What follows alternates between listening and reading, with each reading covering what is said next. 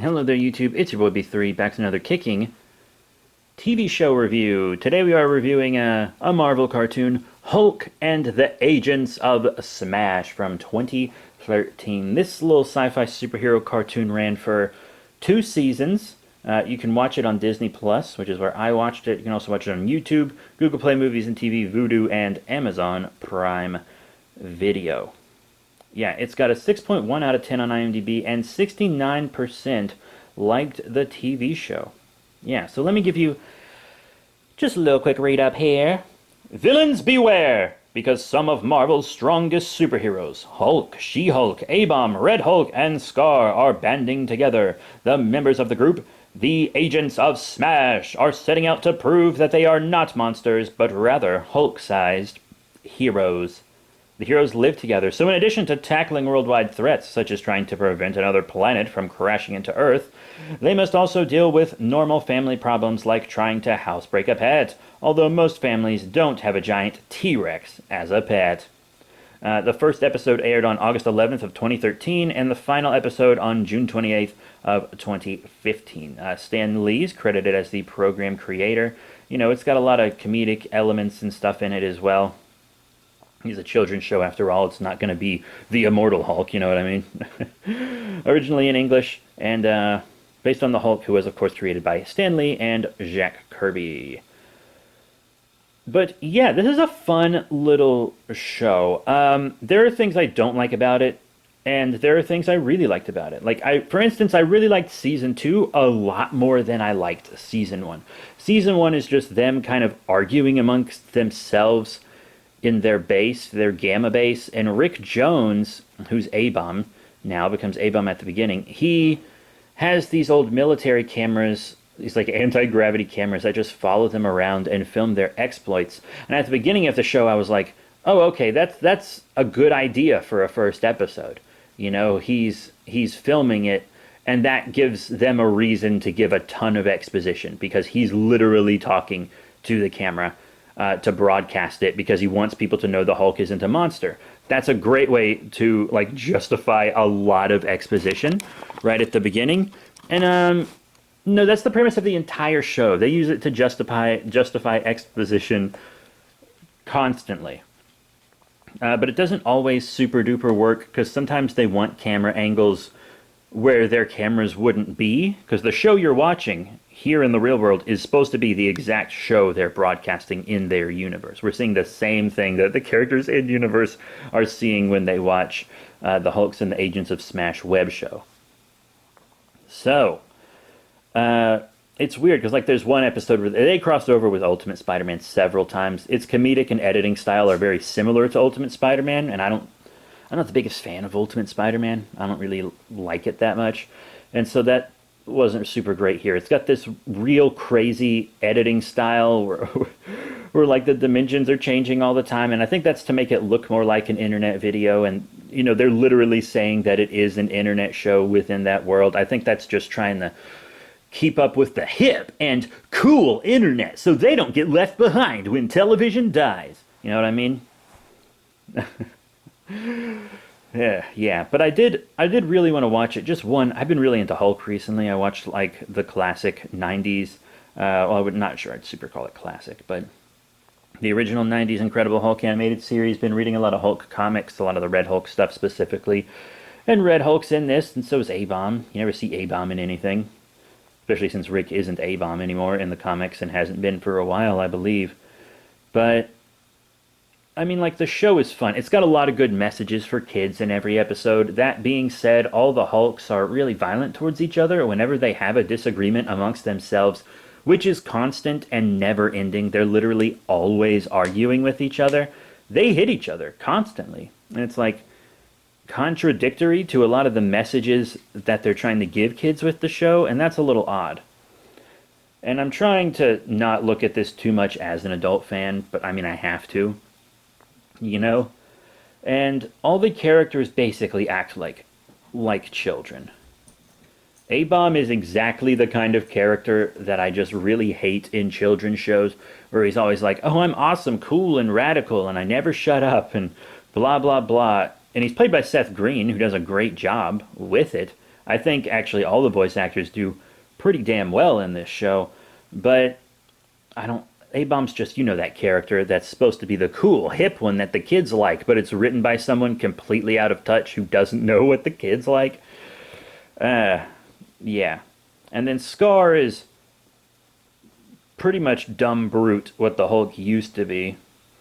And then She-Hulk is like an actress, but she's basically a stunt woman who got the job because she's basically a walking, talking green screen, and they can just insert their lead actresses in over her, and it's like cheaper just to use She-Hulk. She's invulnerable, so there's less legal liability and stuff, and it actually does make a lot of sense. But she also wants to kind of be in the limelight. And then in season two, they kind of remember that she's also a lawyer. And so there are like a couple times where the fact that she's a lawyer is brought up, including one time where they're stuck in a simulation and they say she's on the Supreme Court. And I'm not going to fucking lie.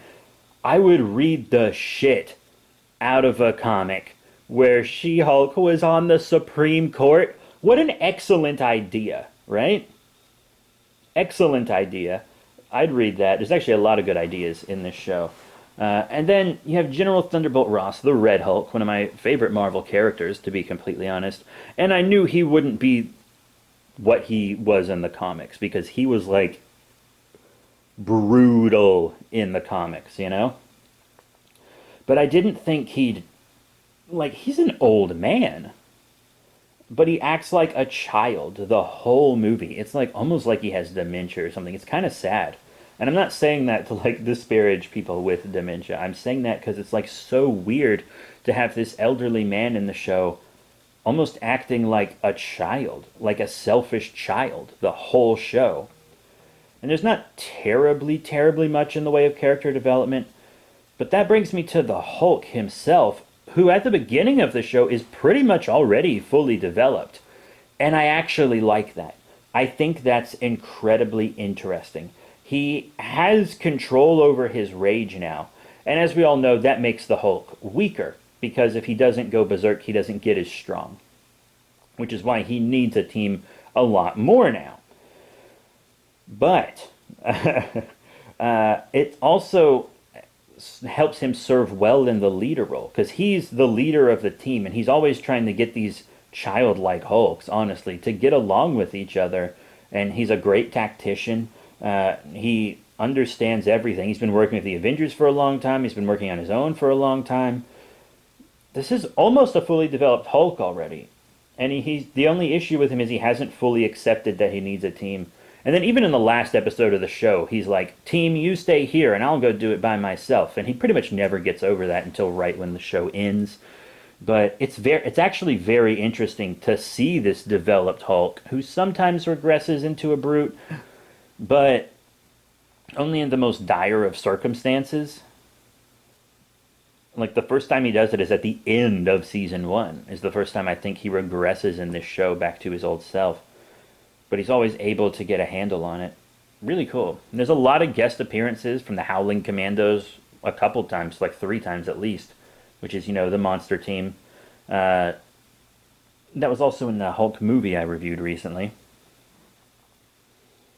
But I mean, this is a good idea for a show. I just felt like it wasn't executed perfectly.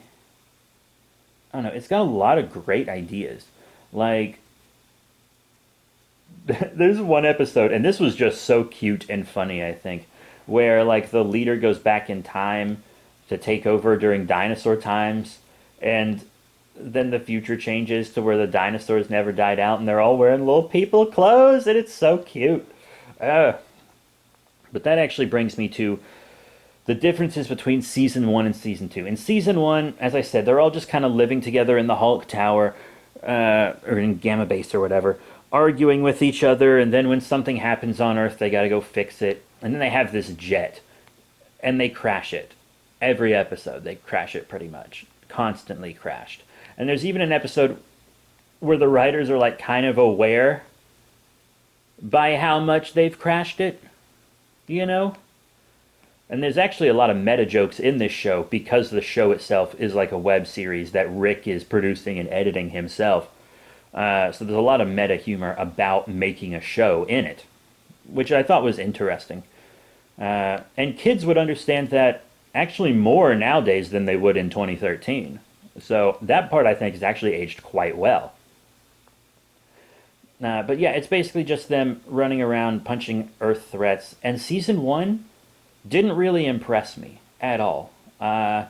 Season two, however, much more interesting. In season two, they were like, you know what? We're going to do different stuff this season.